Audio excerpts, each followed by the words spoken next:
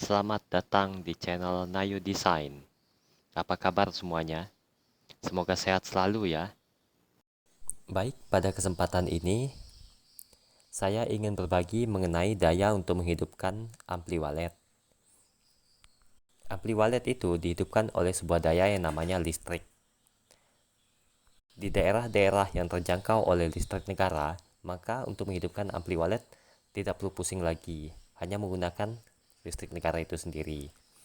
Namun berbeda jika di daerah-daerah pelosok atau daerah-daerah yang tidak terjangkau oleh listrik negara, sehingga banyak dari petani yang menggunakan tenaga surya.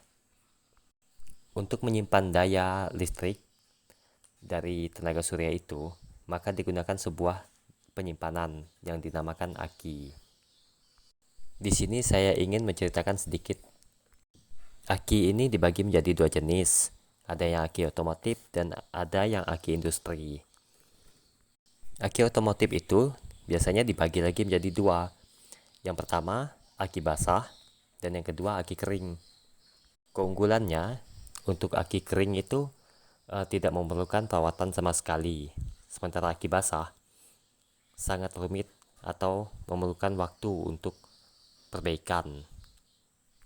Perbaikan ya, tapi perawatan. Perawatannya yakni dengan menjaga kondisi dari air aki itu atau level dari air aki itu, di mana tidak boleh di bawah batas minimal dan tidak boleh melebihi batas maksimalnya.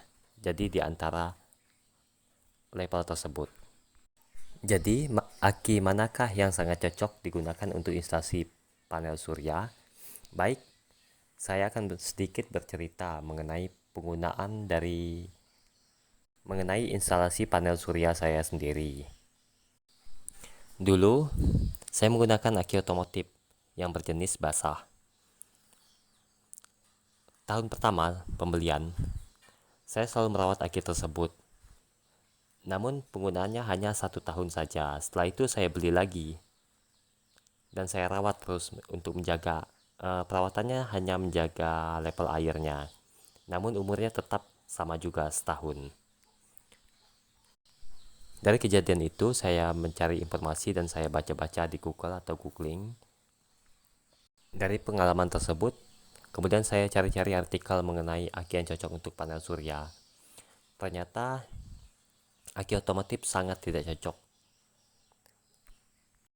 Sehingga saya cari jenis aki yang cocok untuk panel surya ini. Di sini dan setelah saya baca-baca, ternyata saya lebih memilih untuk menggunakan aki atau baterai LiPo4 atau lithium iron phosphate. Keunggulannya, aki jenis ini atau baterai jenis ini menghasilkan arus listrik yang stabil dalam waktu yang lama, sehingga baterai ini memiliki ketahanan terhadap siklus pengisian dan pelepasan berulang dengan konstan. Jadi tidak heran kalau aki atau baterai lithium ini lebih tahan lama ya. Maksudnya tuh umurnya lebih panjang. Yang semula saya menggunakan aki basah hanya 1 tahun, namun penggunaan aki atau baterai lithium ini setahun lebih masih aman. Setahun lebih belum rusak. Baik, pada video selanjutnya saya akan menunjukkan rangkaian dari panel surya saya. Selamat menyaksikan.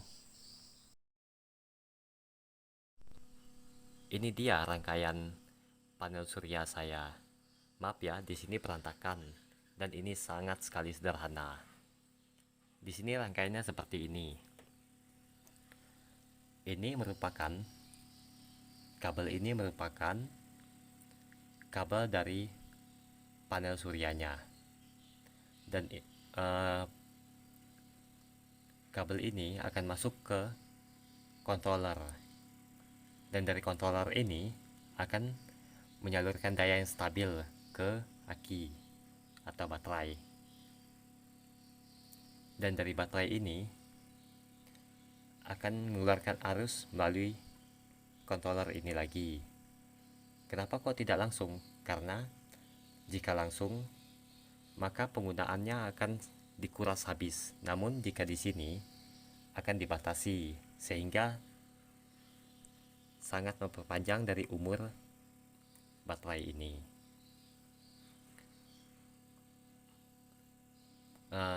Untuk kontrolernya di sini saya menggunakan 40 ampere. Padahal panel saya hanya 100 Vp atau daya keluarannya itu 6 ampere. Kenapa saya lebihkan? Karena di suatu saat saya akan membeli panel surya lagi, sehingga tidak membeli ini lagi atau controller lagi. Dan baterai ini merupakan baterai lithium dengan daya 100 ampere dan voltase 12 volt. Rangkaiannya itu 4 seri. Dan daya-daya apa saja yang maksudnya tuh daya dan beban-beban apa saja yang dikeluarkan oleh baterai ini. Pertama, ampli. Ini ampli pyro ya. Ampli ini terkenal dengan daya yang sangat ringan. Kemudian untuk ampli pyronya ini kabelnya masuk sini. Dan ini merupakan kabel daya lampu. Lampu di sini menggunakan lampu 12 volt berjumlah 7. Baik, ini lampunya saya tunjukkan. Ini jalur dari kabelnya. Terus kemudian ini lampu pertama. Ini sengaja saya hidupkan karena di sini agak gelap. Dan ini lampu kedua. Ini lampu ketiga. Saya pause sebentar ya. Ini lampu keempat. Ini lampu kelima. Ini lampu keenam. Ini lampu ketujuh. Dan itu lampu ke-8. Dan di sini saya menggunakan juga listrik yang mengeluarkan daya 220 volt. Baik, kita coba.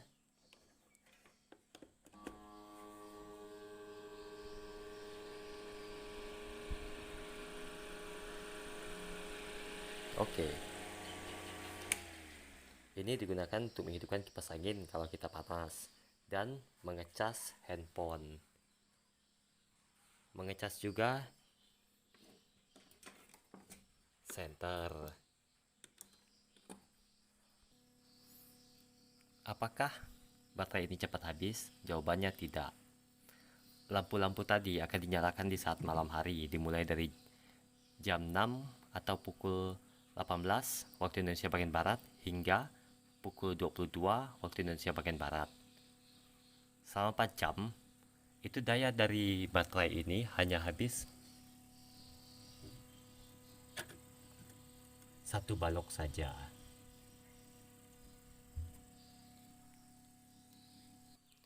Di samping, saya menggunakan daya cadangan berupa 1 buah panel surya dan aki otomotif basah 45 ampere.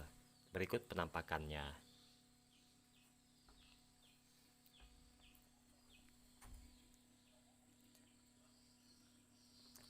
Sedikit yang saya jelaskan bahwa penggunaan dari ini atau solar charge controller itu berbeda-beda. Untuk jenis seperti ini itu khusus digunakan untuk aki otomotif. Aki basah atau kering harus menggunakan controller yang berwarna biru. Namun untuk lithium harus menggunakan yang berwarna hijau. Dan di sini saya ingin berbagi bahwa di dalam instalasi panel surya kita harus menjaga suhu agar tetap stabil. Atau bukan tetap stabil sih, tetapi menjaga suhu agar tidak terlalu tinggi, maka dibuatkan ventilasi dan kipas ini. Dan pada saat siang itu saya akan membuka pintu dari instalasi saya ini supaya suhu di sini tidak panas.